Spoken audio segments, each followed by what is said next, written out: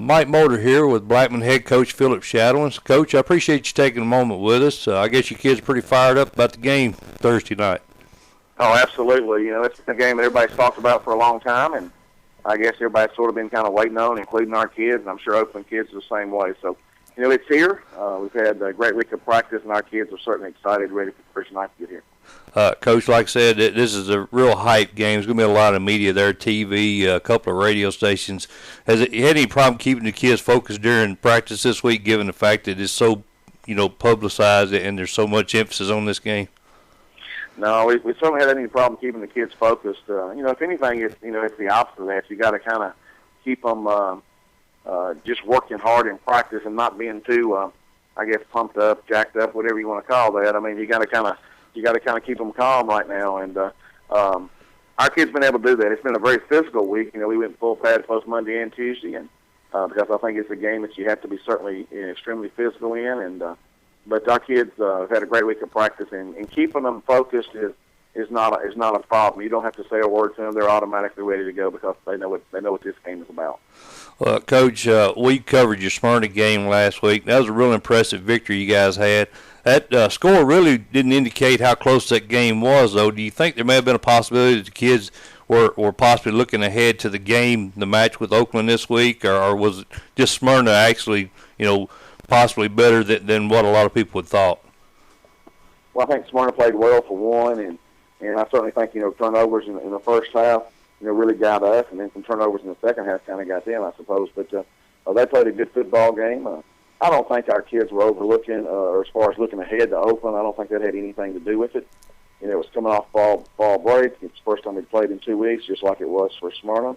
I think our kids might have thought it was going to be easier, and maybe didn't have the intensity that you got to walk on the field with every Friday night, and so that was disappointing from that standpoint. But what I was really proud of is the fact that everything went wrong. At the same time, we still won the game 28-13, and overcame turnovers and a lot of penalties and all the things that go on in the course of a game, and we were still able to find a way to win, to battle through some adversity, and I was pleased. It's always good to win. Somebody asked if it was an ugly win. Well, they don't have a column that says ugly win. They just have columns for wins and losses, and no win's ugly. So I was pleased with the win. There you go.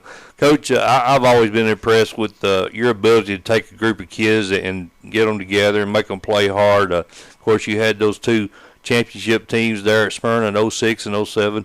You went to Middle Tennessee Christian, got them in their first playoff game ever. And obviously you've done a heck of a job there at Blackman. This current Blackman team that you've got now, obviously extremely talented. Exactly how would you compare this team to maybe those two championship teams you had there at Smyrna?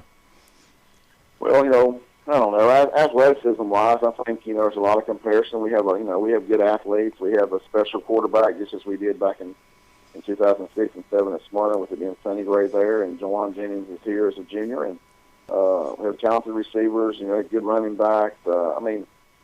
Solid up front. In 2006 and 7, and I think we're really good up front right now with this team we have here at Blackman. But I also think that every 5 or 6 years, I think athletes change and get a little more athletic, or certainly a little more numerous as far as how many kids are athletic. And I think times are different. Even though 2007 is the last year that I was there at Smyrna's football season, and here it is 2013. And I think there's a difference in the number of athletes teams have in our region and in our county in particular. So some good comparisons there. I do think the game keeps changing. I don't think it takes long for it to change, and I think it's changed since then. But athletically, certainly I can see some similarities between the two teams.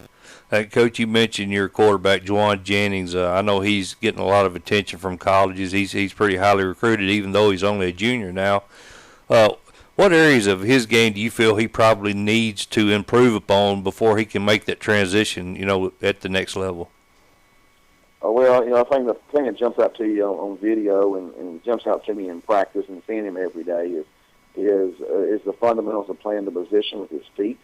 Quarterback, everybody talks about what kind of arm you got. Well, he's got a great arm, but you don't throw the ball just with your arm. You really throw the ball with your feet. Mm-hmm. And when he is fundamentally sound at that, and we spend a lot of time, Coach Childs does a really good job with fundamentals, spends a lot of time working with our quarterbacks on being fundamentally sound. the thing that Jawan is right now is a little bit inconsistent with his feet, and he knows that. I mean, he works really hard on that in practice, and it's improved dramatically from day one. Mm-hmm. But understanding that he's only played 8 high school football games as a quarterback, that's part of what's going to happen. And so we just work every day. We work on getting better fundamentally, and when that can become even more consistent for him, then he'll continue to get better and better, and which he's done from day one. Right. Coach, I know you took your week off. Some of you guys went down there and watched Chattanooga to watch the Oakland-Baylor game.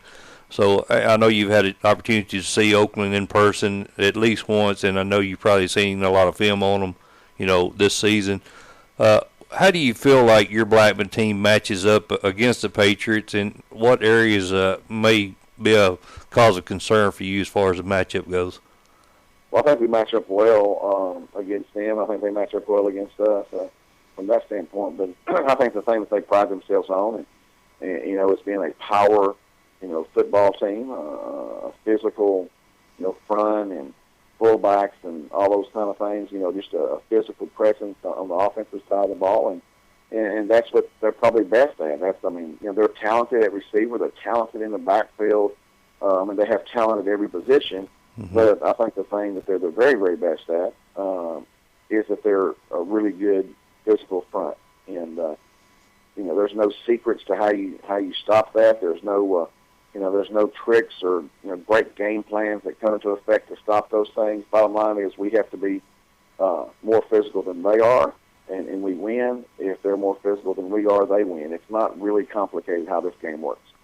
Well, Coach, it's been a real joy getting to watch your team this year, and Coach McDaniels as well, as two outstanding football teams. You couldn't ask for a better matchup this time of the season, and we appreciate you guys letting us be a part of it, and we wish you all the luck. And I hope you allow us to maybe cover a game in the playoffs and get a chance to speak with you again later down the line. Sounds good. I appreciate it. Appreciate you guys having me on, and anytime we can do anything to help, just give us a yell. All right. Thanks, Coach. I appreciate it. Thank you.